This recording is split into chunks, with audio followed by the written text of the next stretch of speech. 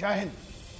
भारत के education mafia का नंगा सच। बहुत बड़ी दम चाहिए दोस्त जिनसे लड़ने जा रहे हैं, और वो है भारत का education mafia. Indian education mafia एक बहुत बड़ा प्राइवेट ऑर्गेनाइजेशंस, प्राइवेट एक पूरी बहुत बड़ी इंडस्ट्री खोल के रखी है ना।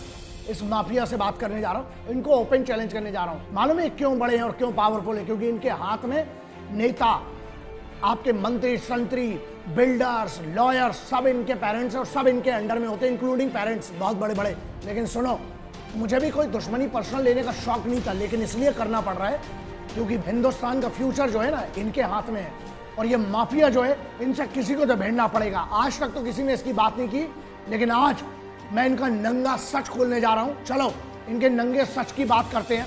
एक वो सच्चाई, इनको पहली बात तो इनको चैलेंज है, और इनके उन सच की बात करते हैं जो आज तक किसी ने बात नहीं की। क्यों भारत के स्कूल कॉलेजेस में इतिहास नहीं पढ़ाया जाता, ढंग का इतिहास? मेरे कुछ सवाल हैं जो अगर आपको लगता है एज अ पेरेंट की बात करूं या एज एक देशवासी, एक हिंदुस्तानी के तौर पर, एक भारतीय के तौर पर अगर आपको ये लगे तो ये बात बहुत गौर करने वाली है। क्यों एजुकेशन सिस्टम में स्वाभिमान नहीं दिया जाता है? क्यों हिंदू मुस्लिम एकता नहीं पढ़ाई जाती है? क्यों इंटेग्रिटी की बात नहीं की जाती है? क्यों हमें सिर्फ गधा बनाया जा रहा है? क्यों अलग अलग तरीके से टॉर्चर किया जाता है पेरेंट्स को?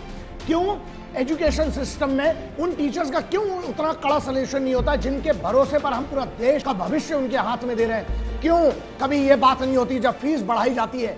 क्यों ऐसे टॉपिक्स को मार दिया जाता है पैसा दे दे के जब किसी बच्चे की सिक्योरिटी पर बात आती है? अभी बच्चे का अपहरण हो जाता है, वहां पर बच्चे की हत्या की जाती है स्कूल में। क्यों ऐसे टॉपिक्स दबा दिए जाते हैं?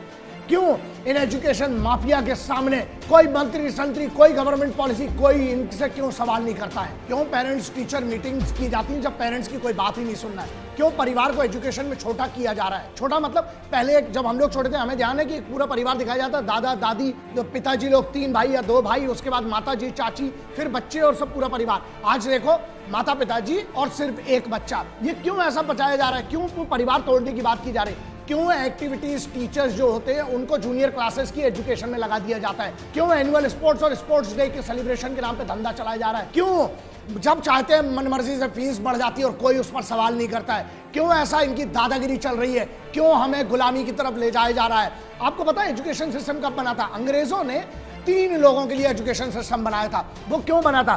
क्लर्क्स के लिए, आर्म्ड फोर्सेस के लिए, और तीसरा था कि आप बस सुनते रहो, मतलब लेबर क्लास के लिए। छोटा मोटा एजुकेशन पढ़ लो, अपना साइन करते आ जाओ, बस साइन कर दो, तुम अपना दिमाग नहीं चलाओ। आविष्कार करने पर क्यों ध्यान नहीं दिया जाता? क्यों एजुकेशन सिस्टम स्लेवरी की तरफ ले जा रहा है, गुलामी की तरफ ले जा रहा है कि बस बेटा तुम तो पढ़ लो? क्यों हमारे पास सिर्फ मार्क्स पर ध्यान दिया जाता है? और क्यों ये माफिया जो प्राइवेट एजुकेशन का एक पूरा बहुत बड़ा माफिया है, बिल्डर्स, नेता सब चला रहे हैं इसको दुकानें, क्यों मिलकर ये नहीं सोचते कि भारत के स्वाभिमान के लिए? क्यों बच्चों को स्वाभिमान नहीं दिया जा रहा है? क्यों बच्चों को गलत इतिहास पढ़ाया जा रहा है? क्यों बच्चों को एलन ट्यूरिंग के बारे में, न्यूटन के बारे में और बड़े बड़े साइंटिस्ट के बारे में पढ़ाया जा रहा है? लेकिन क्यों उन्हीं बच्चों को छत्रपति शिवाजी महाराज, महाराणा प्रताप, शहीद भगत सिंह, सुखदेव, राजगुरु और क्रांतिकारी 7,20,000 से ज्यादा क्रांतिकारियों ने जान दी है? क्यों इन बच्चों को अलग अलग राज्यों के भी अगर तुम इनको हीरो बताते हो, क्यों इन बच्चों को और क्यों इस देश में इन लोगों के बारे में क्यों नहीं पढ़ाया जा रहा? क्यों एजुकेशन सिस्टम पे कोई बात नहीं करता है? क्यों? क्योंकि ये बहुत बड़ा माफिया, सब डरते हैं, और सब at the end of the day parents, इसलिए डर लगता है हम कुछ बोलेंगे हमारे बच्चों के भविष्य में प्रॉब्लम होगी। क्यों? लेकिन ऐसा क्यों कोई हिम्मत नहीं जुटा पाता? क्यों कोई नेता, क्यों इलेक्शन के एजेंडा में एजुकेशन नहीं आता? क्यों बहुत सारे स्कूल जो स्मॉल टाउन्स में प्राइवेट स्कूल चला रहे हैं, ना उनके पास ग्राउंड है, ना लेबोरेटरी है, ना उनके पास म्यूजिक क्लासेस, ना कंप्यूटर लैब्स हैं, लेकिन उसके बाद भी पूरे साल भर की फीस लेते हैं? क्यों एक्टिविटीज टीचर्स को इंपॉर्टेंस नहीं दिया जाता? स्पोर्ट्स टीचर को, म्यूजिक टीचर को, पीई एजुकेशन टीचर को क्यों हमारे इधर इंपॉर्टेंस नहीं मिलता? उनकी तनख्वाह क्यों कम है दूसरे टीचर से? या सिर्फ जो एजुकेशन में जो मैथ्स टीचर है उनकी क्यों इतनी वैल्यू कर दी जाती है? एक को प्राचार्य बनने के लिए, प्रिंसिपल बनने के लिए क्या क्राइटेरिया है? एक टीचर सिलेक्शन के लिए प्रोसेस क्या है? क्यों उस पर कोई बात नहीं होती है? क्यों मेंटल, फिजिकल और इमोशनल सिक्योरिटी पर ध्यान नहीं दिया जाता है? मालूम है यार, समझते हैं धंधा है, पर गंदा तो मत बनाओ कम से कम इसको। क्यों मोरल वैल्यूज के चैप्टर्स कम करे जा रहे हैं? क्यों मोरल वैल्यूज पे ध्यान नहीं दिया जा रहा है? समाज में क्या रोबोट्स पैदा करना है? आप सिर्फ इतना बनाना चाहते हो कि बच्चे की डिग्री ले लें। आपको पता है 87% यूथ इंडिया का जो है, 16-17 का एक सर्वे आया है, 18 का भी बस आने वाला है, हमारे यहाँ अनएम्प्लॉयबल है, उनको एम्प्लॉय नहीं कर सकते। एजुकेटेड है, उनके पास डिग्रियां हैं। आपको पता है हिंदुस्तान सिर्फ इकलौता ऐसा देश है जहां पर 7 बड़े बड़े कंट्रीज को आप मिला लो ना, उतने इंजीनियर्स प्रोड्यूस नहीं करता जितना सिर्फ इंडिया में इंजीनियर्स प्रोड्यूस होते हैं, लेकिन उनके पास एम्प्लॉयमेंट नहीं है। मतलब खेलोगे कूदोगे पढ़ोगे खराब, पढ़ोगे लिखोगे बनोगे नवाब। अबे क्यों बच्चों को नवाब बना रहा है? स्पोर्ट्स में पता है कितना भी पढ़ा लिखा आदमी हो, लेकिन जो ओलंपिक्स में एक मेडल आता है ना, जो हरियाणा जैसे पंजाब चंडीगढ़ राजस्थान के जो बच्चे ला रहे हैं, वो पढ़ाई करके नहीं, वो खेल के ला रहे हैं। लेकिन जो स्वाभिमान है ना, जब आप जीतते हो एक ओलंपिक का मेडल, गोल्ड मेडल, आपके पीछे एक तिरंगा फहराता है और एक स्वाभिमान के साथ वो वहां पर तिरंगे के साथ राष्ट्रगीत बजता है। क्यों वो स्वाभिमान नहीं दिया जाता है? ठीक है, एक बच्चा मान लीजिए गुड मॉर्निंग गुड आफ्टरनून से कोई प्रॉब्लम नहीं है, लेकिन अगर एक बच्चा प्रणाम बोलता है, पैर पड़ता है, तो उसको चापलूस क्यों समझा जाता है? एक बच्चा अगर जय हिंद बोलता है अपने स्कूल के सिस्टम में या टीचर से, तो टीचर उसको मना क्यों करते हैं? वो ये क्यों बोलते हैं कि no it is not a part of education? अबे जय हिंद से बड़ा हो गया तुम्हारा good morning good afternoon.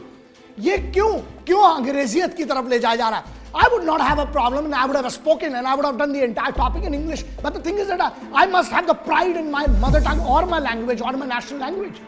But वही बात है ना कि नहीं, तुम हिंदी में बोलोगे। बात हिंदी और अंग्रेजी, आविष्कार जो होता है ना, वो भाषा का मोहताज नहीं होता है। आविष्कार के लिए क्यों बच्चों को प्रेरित नहीं किया जा रहा है? क्यों? एक बात याद रखना, मछली को तुम पेड़ पे चढ़ना सिखा रहे हो सकता है कुछ बच्चे ऐसे हो जिनमें क्वालिटी हो कि वो तैरना बहुत अच्छा जानते हैं, हो सकता है उनको मैथ समझ में नहीं आता, साइंस समझ में नहीं आता, नहीं, लेकिन जब कोई मूवी में देखेंगे बोलेंगे नहीं सही है। लेकिन एजुकेशन सिस्टम से क्यों ये सवाल नहीं किया जाता है? पेरेंट्स क्यों अपनी नपुंसकता दिखाते हैं? सिस्टम क्यों अपनी नपुंसकता दिखा रहा है? एक दिन अगर सिस्टम चाहे, पूरे मंत्री चाहे और एक लॉ बन जाए, इनकी किसी की इतनी हिम्मत नहीं है। लेकिन क्या सबका हिस्सा है?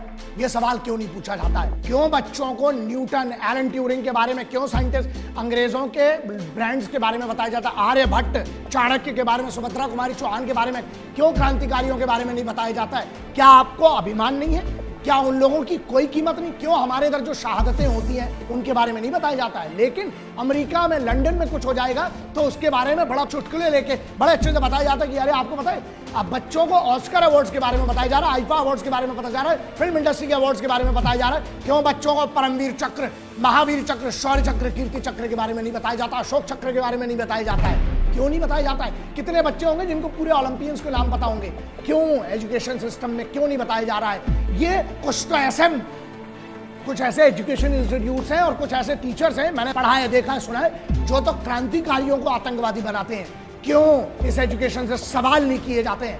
क्यों? फीस लो, लेकिन जिस भरोसे पे आपको पता है आपका कितना बड़ा काम है, क्यों ये सवाल नहीं किया जाता कि जो पेरेंट्स अपने रिश्तेदार के पास भी अपने बच्चे को 5 मिनट नहीं छोड़ते हैं आजकल, लेकिन वो टीचर्स के पास स्कूल में 8 से 10 घंटे के लिए छोड़ के आते हैं? क्यों ये सवाल नहीं किया जाता कि साहब हम आपके पास क्यों छोड़ के जा रहे हैं? क्यों वो जो एक आदमी अपनी मेहनत करके, अपनी मेहनत खून पसीने की कमाई देता है स्कूल से, क्यों उसको यह हक नहीं है, अधिकार नहीं है कि स्कूल के मैनेजमेंट से मिल सके या उनसे बात करे?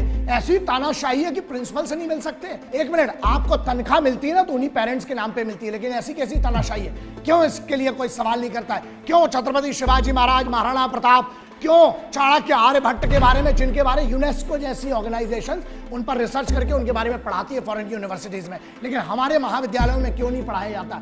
क्यों सिर्फ उन्हीं बच्चों को अप्रिसिएशन दिया जाता है एजुकेशन माफिया के द्वारा, जो उनके लिए फोटो छपवा सकते हैं पेपर में और ब्रांडिंग में, होर्डिंग में आ सकते हैं? क्यों उन बच्चों के लिए कोई नहीं सुनता जो स्पोर्ट्स में अच्छे हैं, जो आर्ट में अच्छे हैं? एक जिसको आर्टिस्ट बनना है ना, उसको आप किसी भी बंदिश में रख लो, वो आर्टिस्ट ही बनेगा। लेकिन क्या ये स्कूल की जिम्मेदारी नहीं है? और ये टीचर्स अगर नहीं पहचान पा रहे तो क्या ये टीचर्स का फेलियर है कि बच्चों का? कि उस बच्चे को हो सकता है मैथ्स, केमिस्ट्री, साइंस समझ में नहीं आ रहा है, लेकिन हो सकता है वही बच्चा आर्ट में अच्छा हो। क्यों उस बच्चे को निखारने की जिम्मेदारी नहीं ले रहा है स्कूल, और क्यों उससे कोई सवाल नहीं कर रहा है? उदाहरण के तौर पर ये फेलियर कैसे? हम श्रवण संस्कृति से आते हैं, हमारा देश जो है वो सुनकर सीखने वालों में से था। सबसे पहले उदाहरण देता हूं, कैसे एक मुस्लिम का बच्चा नमाज सीख लेता बगैर स्कूल जाए, पहले कैसे सीख लिया करता था, आज भी सीखते हैं। दूसरा, कैसे एक ब्राह्मण के घर का बच्चा, एक पंडित के घर का बच्चा कैसे सुन के मंत्र सीख लिया करता था, कैसे क्रिश्चियन का बच्चा प्रेयर सीख लिया करता था, और कैसे एक गुरुद्वारे में जाने वाला एक गुरुवाणी सुनकर कैसे उन अरदासों को सीख लिया करता था बच्चा। इसका मतलब है जब वो लोग बगैर पढ़े लिखे होकर भी सुना कर सिखा सकते थे, थे, ये हमारी एजुकेशन सिस्टम का फेलियर। इस पर सवाल लेकिन क्यों नहीं होता, क्यों कोई सवाल नहीं करता? बच्चों को रोबोट्स मत बनाइए स्कूल्स कॉलेजेस वालों, आप उन बच्चों को ज्ञानी क्यों नहीं बना रहे, उनको ज्ञान क्यों नहीं दे रहे हैं? क्यों टीचर्स जो इस देश की, मुझे जो लगता है, चाहे यहाँ इस देश में जो राष्ट्रपति बन के बैठे होंगे, प्रधानमंत्री बन के बैठे होंगे, चाहे एक IAS सिविल सर्विसेज ऑफिसर्स होंगे, चाहे आर्मी ऑफिसर्स होंगे, चाहे डॉक्टर्स होंगे, इंजीनियर्स होंगे, साइंटिस्ट होंगे, कॉर्पोरेट्स वाले होंगे, ये सब बनाने वाला कौन है? वो टीचर। क्यों टीचर्स का फिजिकल, मेंटल, इमोशनल टेस्ट बगैर करे, प्रॉपर उनकी स्थिति देखे हुए, उनकी मानसिक स्थिति देखे हुए उनको कैसे टीचर बनने दिया जाता है? उनको कैसे इतनी बड़ी जिम्मेदारी दी जाती है? और वो सिलेक्शन प्रोसेस क्यों इतना कड़ा नहीं किया जाता है जिससे हम अच्छे टीचर्स चुन के लाए, जिसके कारण, और उन टीचर्स को एक बात बताइए, सबसे बड़ा काम करते हैं इस देश का, लेकिन उनकी तनख्वाह इतनी कम क्यों है? टीचर्स के नाम पे आप ब्रांड कमा लेते हो, नाम कमा लेते हो, फोटो वीडियो बना लेते हो, और उन टीचर्स को सबसे कम तनख्वाह दी जाती है, और माफिया के जेब में, जो एजुकेशन माफिया है, उनके जेब में पैसा जाता है। क्यों? ये सवाल क्यों नहीं हो रहा है? क्यों हिंदुस्तान में टीचर्स का मतलब ये हो गया है कि अगर आप कुछ कर पाए, मान लो सिविल सर्विसेज कर पाए, आर्म्ड फोर्सेज ज्वाइन कर पाए, या फिर डॉक्टर इंजीनियर कुछ कर पाए, कोई बहुत बड़ा काम कर पाए तो ठीक है, अगर आप नहीं कर पाए तो एक काम करो, टीचर्स ज्वाइन कर लो। यार ये गुरु जो है ना, गुरु घंटाल हो गए आधे से ज्यादा। तो सबसे बड़ी चीज है, ये सवाल क्यों नहीं है? इसका मतलब सिलेक्शन प्रोसेस में कहीं ना कहीं कमी है, लेकिन उस सिलेक्शन प्रोसेस को बनाया क्यों नहीं जाता है? सबसे बड़ा मुद्दा ये, मुझे पता है यार कि मैं बहुत बड़ा टॉपिक कर रहा हूं, एक बहुत बड़े भारत के माफिया से लड़ रहा हूं, मुझे पता है, लेकिन कौन करेगा फिर? 2-3 और बड़े ऐसी चीजें जिस पे सॉल्यूशन पे भी बात करते हैं, लेकिन उससे पहले एक और समझ ले, क्यों गवर्नमेंट एक रूल फॉर्मेट नहीं करती है? क्यों सरकार जो है, चाहे वो राज्य सरकार हो, चाहे केंद्र सरकार हो, क्या इनका भी इसमें कुछ लेना देना है? मुझे पता है मैं बहुत बड़ी बात बोल रहा हूं, लेकिन एक बात बताइए, क्यों फिर एजुकेशन रिफॉर्म नहीं की जा रही है? क्यों एजुकेशन के लिए एक लॉ नहीं बनाया जा रहा है? क्यों इस माफिया से लड़ने की हिम्मत नहीं है? ऐसा है सिविल सर्विसेज ऑफिसर्स बैठे हैं वहां पर, ऐसा है पूरी एक ब्यूरोक्रेसी बैठी। ये पॉलिटिकल विल की बात है। आप आदेश देके तो देखिए, पर खच्चे उड़ा देंगे। अगर एक दिन में एक SDM साहब चाह लेंगे ना, पूरे सिस्टम को, पूरे स्कूल कॉलेजेस को एक लाइन में खड़ा करके सही से समझा देंगे और पूरा एजुकेशन सिस्टम समझ जाएगा। लेकिन क्यों? एक सीधी सी बात बताइए, क्यों एजेंडे की हम बात करते हैं? पॉलिटिकल एजेंडे में आप देखिए 3 सबसे बड़े मुद्दों पर बात की जाती है। पहला, हिंदू मुस्लिम पे बात की जाएगी। दूसरा जो है वो किसानों के लिए बात की जा रही है। तीसरा जो है रोजगार के लिए बात की जा रही है। इन सबका बेस क्या है? किसान को कर्ज लेना नहीं पड़ेगा अगर वो पढ़ा लिखा होगा, या उसके बच्चे बहुत अच्छे से पढ़े लिखे होंगे, आत्महत्याओं से बच जाएंगे। दूसरा, हिंदू मुस्लिम एकता की जो बात है ना, वो अगर स्कूल में ही आप सिखा देंगे तो देश में सामंजस्य रहेगा, देश में लोग मिलकर रहेंगे, प्यार से रहेंगे, सब कुछ अच्छा चलेगा। तीसरा, आप एजुकेशन के एजेंडे को क्यों नहीं लाते? क्यों एजुकेशन को हर पॉलिटिकल पार्टी के एजेंडा में नहीं मेंशन किया जा रहा है? ऐसा है, मैं एक राज्य में अब नाम नहीं लेना चाहता, लेकिन बहुत सारे ऐसे राज्य जो नए मैंने देखा उनने गवर्नमेंट स्कूल सुधार दिया। I respect them for that. उनने गवर्नमेंट स्कूल की पॉलिसी चेंज कर दी, बहुत अच्छा माहौल कर दिया, बहुत अच्छे स्कूल्स को।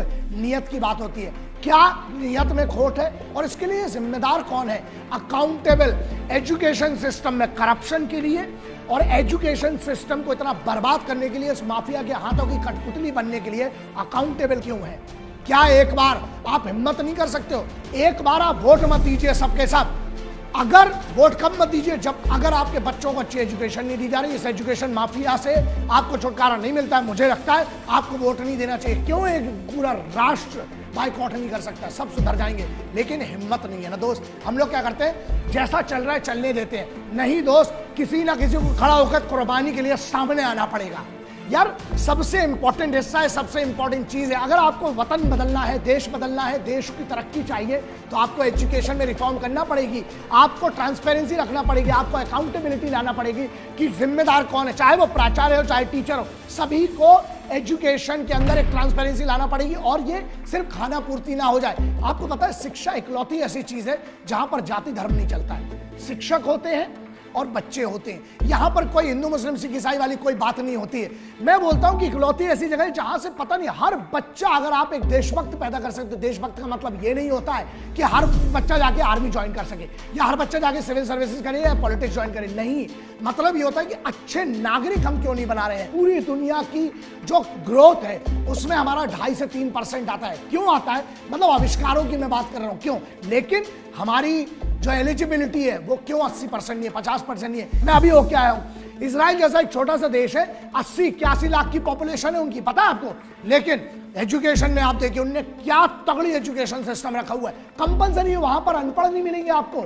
सबसे बड़ी चीज है ना, अनपढ़ लोग बरगलाए जा सकते हैं। क्यों सभी पार्टीज मिलकर एक लॉ नहीं बना सकती? मेरा सवाल ये, सॉल्यूशन भी ये है कि सभी पार्टीज को एक साथ आना चाहिए, अपने पॉलिटिकल एजेंडा, हिंदू मुस्लिम मुद्दा, किसान का मुद्दा, शराब का मुद्दा, ये मुद्दा वो मुद्दा सब छोड़कर, बेरोजगारी भी छोड़ दो, अभी तो सबसे पहले एजुकेट इतना कर दो कि बच्चे अपना खुद का धंधा चला सके। उनको अपने ऊपर स्वाभिमान तो हो कि हम, ठीक है हमें 90% नहीं आए, लेकिन हम क्या कर सकते हैं अपने जीवन के लिए। क्यों सब नहीं मिल सकते दोस्त? इसलिए मैं चाहता हूं एक नया एजुकेशन के लिए पूरा सिस्टम बनाना चाहिए, एक नया लॉ बनना चाहिए, सभी पार्टीज को एक साथ आना चाहिए। जो पॉलिटिकल सिस्टम में बैठे हुए हैं, आप पेरेंट्स तो हैं, आप अपनी जिम्मेदारी क्यों नहीं ले सकते? एज अ पेरेंट सोचिए, आपको सच में अगर वतन से प्यार है ना, आप ये क्यों भूल जाते हैं कि आपने संविधान की शपथ ली है, आपने उस तिरंगे की शपथ ली है, और उस तिरंगे के सम्मान के लिए आपको इस देश का भविष्य सुधारना पड़ेगा। एक लॉ बनना चाहिए जिसमें क्लियर कट गाइडलाइंस होना चाहिए कि बच्चों को सिखाया जाए एक अच्छा इंसान कैसे बने, इस देश की अखंडता, इस देश की इंटेग्रिटी को कैसे बना के रखें, इस देश की हार्मनी को कैसे बना के रखें, इस देश के संविधान का एक बेसिक नॉलेज होना चाहिए,